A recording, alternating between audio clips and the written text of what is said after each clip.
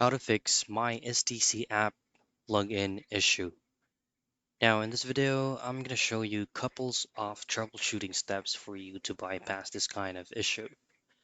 Now it's going to be case to case basis.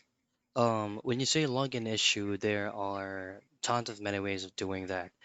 The first one is if your password is incorrect, then you might have to choose on forget password and have it reset it. Same goes with your SDC username.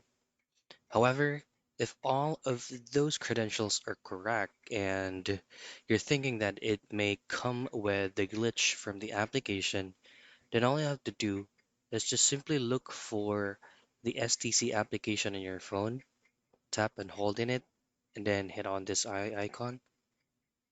And then from here, go into storage that's going to be under usage.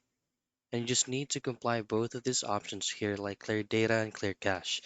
These will refresh or reset your application status.